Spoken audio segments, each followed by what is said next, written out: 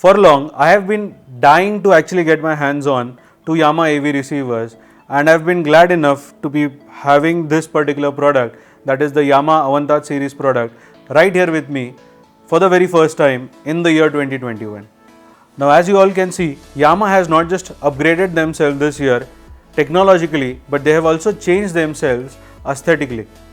So while most of the AV receivers have two knobs on both the sides, like both the ends, one which is for volume control and the second for input control, Yamaha changed the entire theory by having only one big knob for volume control right in the middle, which pretty well defines this big knob right in the middle.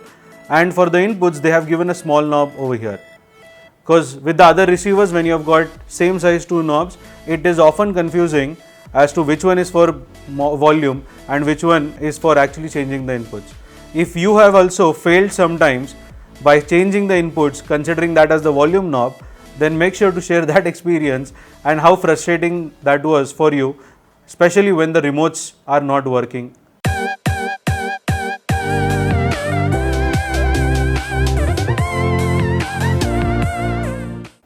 Hello everyone and welcome back to yet another video with me Tanmay Mehta, your home technology consultant or the home theater guy from Touchwood Automations, and I have been in this industry since last 8 years. I have designed more than thousands of home cinema projects in this last 8 years, and I have been helping each one of you build your dream home cinema experience.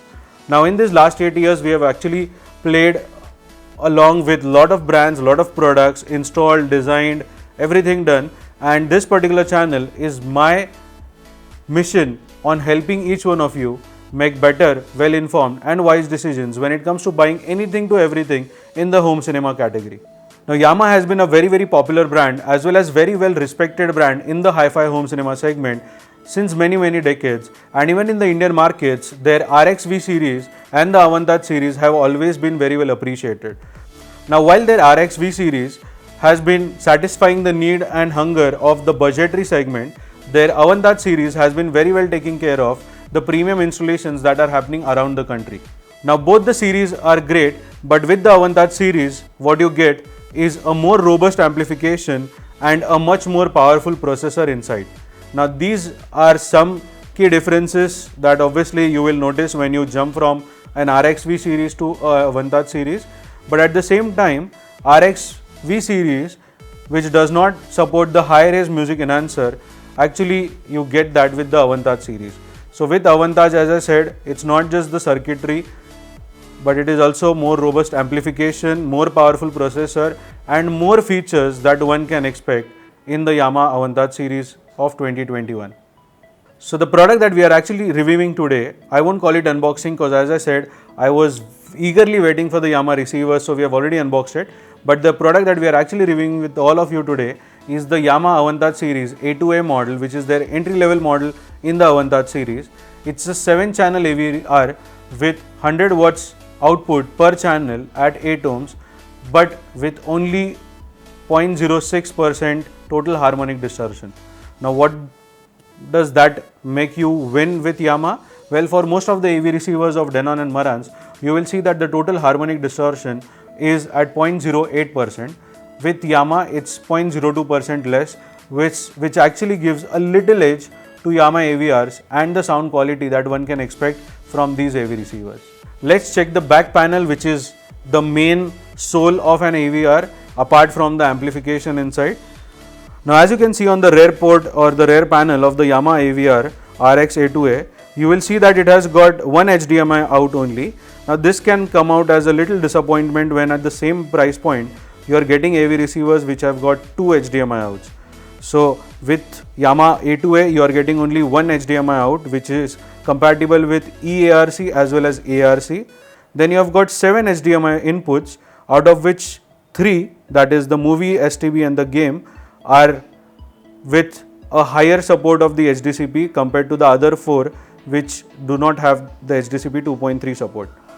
Similarly, you have got only one optical connection, which more likely you should be able to get 2, but nowadays with the eARC coming in, I don't see a need for more than one optical input as well.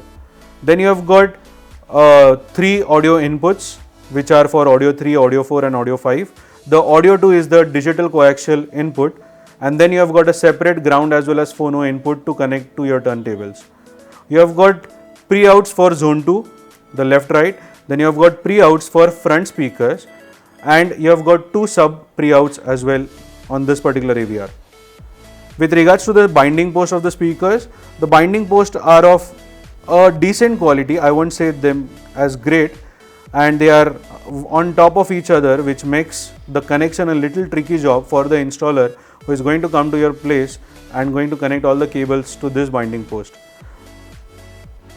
Apart from that, you have got a network connection with the LAN input. This is primarily for net radio as well as access to the server music, and you have also got antennas for the FM and AM connection.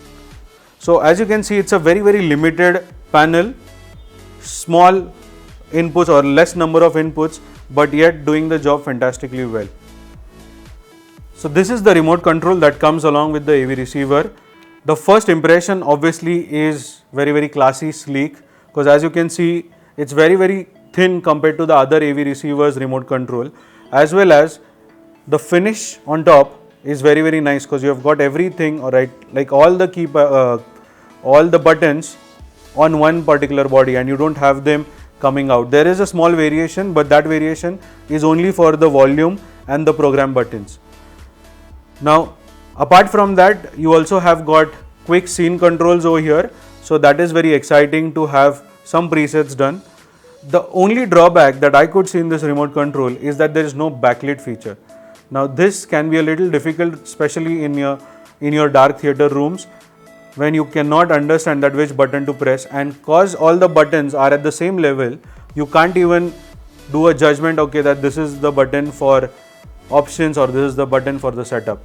So that's the only drawback with the remote control.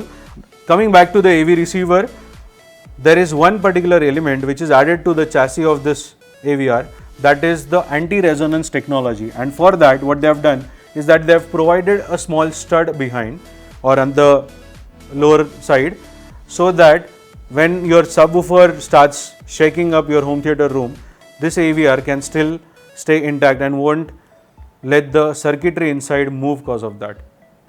So that's a good feature from Yamaha. Now Yamaha A2A is priced at around 84,900 in Indian markets, and while you check the product specifications of this AVR, I am going to check out few settings as well as few clips with this AVR. And if at all you have got a special request wherein you would want us to compare this AVR with other AVR models, then let us know in the comments below as to which is the AVR model that you are looking to compare with this Yamaha A2A model. So as you can see on the screen, this is how the Yamaha setup menu looks like. Now Yamaha uses its own calibration software called YPOW. It stands for Yamaha Parametric Room Acoustic Optimizer. Now this is a multi-point reflected sound control software which calibrates sound to your room by analyzing room acoustics and measuring speaker characteristics. And to do that, you'll have to first go into the speaker setup, and when you check the speaker setup, this is how the screen looks like. So right on top you can see the power amp assigned. So this basically helps you understand that what sort of mode are you going to use the amplifier in. Will it be a 5.1.2 channel plus 1 zone? Will it be 7 channel? Will it be in a biamp mode? So how would the power amp assigning be is what you can decide on this particular setup. Then you can see the configuration. Then in configuration you basically have to configure individual speaker selection, like whether the speakers are small, large, or whether you don't have the speakers at all. So this is what you do in the configuration. In the distance, obviously you have to measure the distance from the listening position to individual speaker. So let's say if it's a front left speaker, a front right speaker, center speaker, surround speaker, Atmos speaker, all these things are, fade in the distance. Then in the level, you basically have the test tone done. So you have to first go down, turn on the test tone, and then do the level selection. Then we come to the equalizer. Equalizer helps you set up frequency range properly in the speaker system. And the speaker impedance, so this is one of the nice features of Yamaha which other AVRs does not have. So you can actually select the speaker impedance directly from the setup menu and not using any keys on the front panel of the physical body of AV receiver. so you get it right on your remote control. Now apart from this, we also noted that Yamaha AVRs can actually be used with their music cast speakers as a wireless surround speaker. So for instance, with this Yamaha A2A, you can actually pair 3 speakers in the front.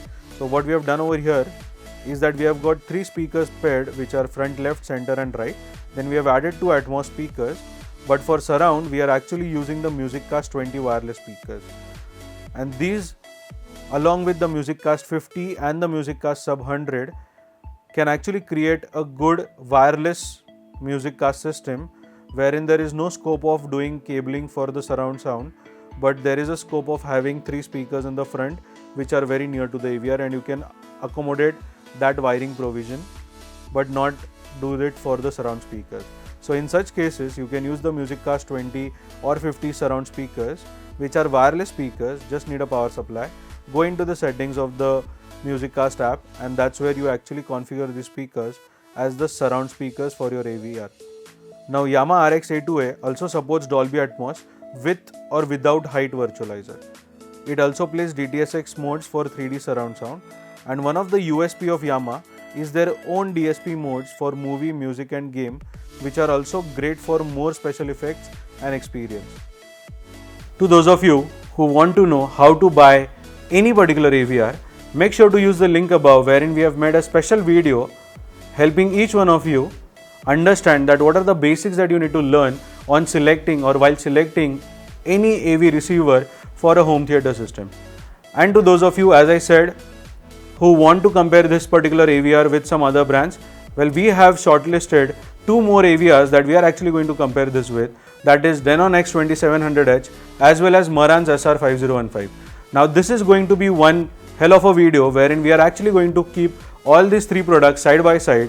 So make sure to hit the subscribe button right now and turn on the notifications so that you get a ting in your phone, especially when that particular video is uploaded as well. Coming back to the verdict part of it, well, obviously in terms of sound, this has already shaken our home theater rooms. The treble has been pretty high. Lot of features that we are actually going to also explore in our coming videos with this particular AVR. But the first impression of sound is really fantastic, and at a price point of 84,900, this AVR is going to really give a tough competition to the likes of Marantz and Denon.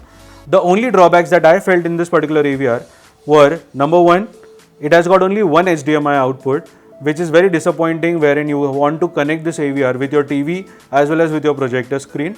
So that's where you have to spend additionally on the splitters.